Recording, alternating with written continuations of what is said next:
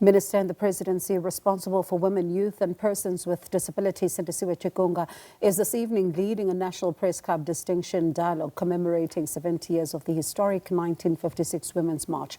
The dialogue will be a platform to reflect on the enduring legacy of the women who marched to the Union buildings in 1956 in defiance of the discriminatory pass laws, while examining the progress as well as challenges women face in a democratic South Africa. Our SABC News reporter Refilwe Mekoa joins us live now from UNISA School of Business and Leadership in Midrand. Good evening to you, Refilwe, and thank you so much for your time. So quite the milestone the country has been marking. Let's perhaps talk about what's on the program tonight. Good evening, Bongiwe and all our SABC viewers.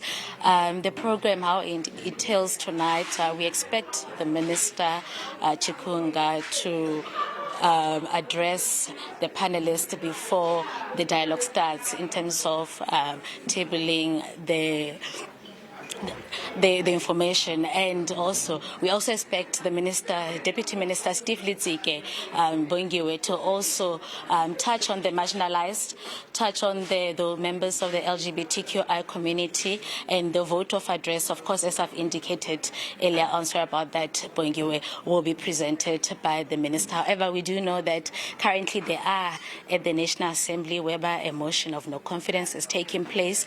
However, when I spoke to the spokesperson of the department, he indicated that even though they might be not here physically, they might join this dialogue virtually. But to tell us more, he's here to give us more. Cassius, how important is it to discuss challenges affecting women in this month? Well, good evening to you and good evening to the viewers back at home. We are mostly dealing with the issues that affect women on a daily basis, and that's why we are gathered here. Among other issues that we want to highlight largely to South Africans is that women continue to be marginalized, particularly women with disabilities and young women. We are making improvements in terms of showing demonstrations that are propelled by the policies of government. In the main, that we see women in leadership in higher number. We see most girls doing much better than boys. Not that we are comparing in relation to STEM subject, but more needs to be done because women are still continue to be marginalized in terms of economic participation.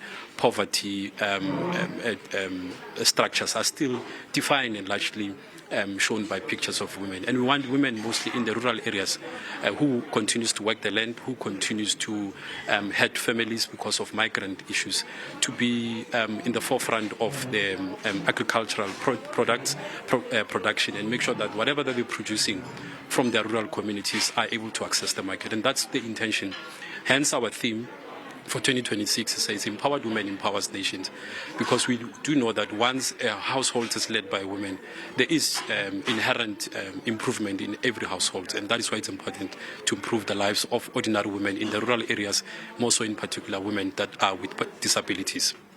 Cassius, if you can just tell us how the program will unfold, as we do know that the Minister might not make it physically. Yeah, the program is part of our Women's Month initiatives. We launched the month in KZN through a women's trade fair, which was largely a trade fair led by women. We have commemorated the month on the 9th of August. This is one of the programs towards the culmination of the month, and we're engaging with members of the media. Media wants to understand the importance of why we call for economic empowerment of women. We can't continue to describe the pride of women alongside the issues related to gender-based violence. However, we are calling for empowerment of women economically as NSP, which is our National Strategic Plan on Gender-Based Violence, which is calling for 40% proportional procurement allocation for women.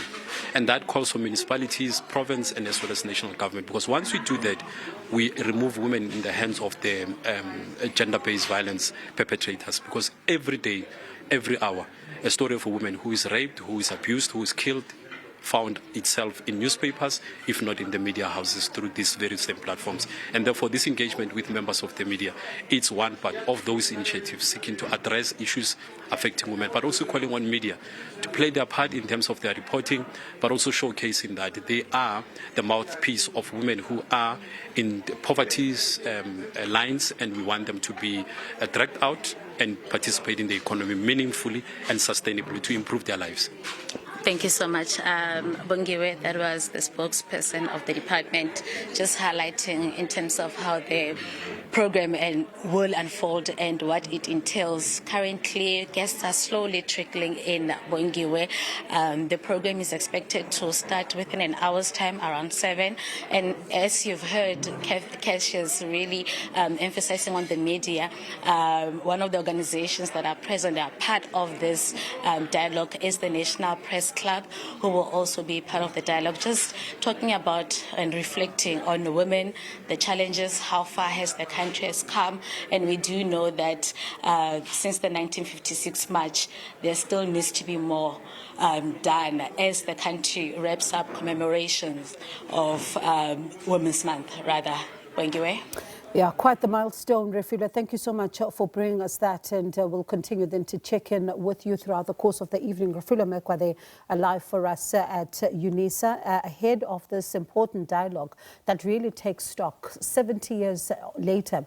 What does the struggle of women in South Africa look like? You would have even heard during the commemoration there on some of the reflections. So we'll continue then to monitor the developments around this particular story.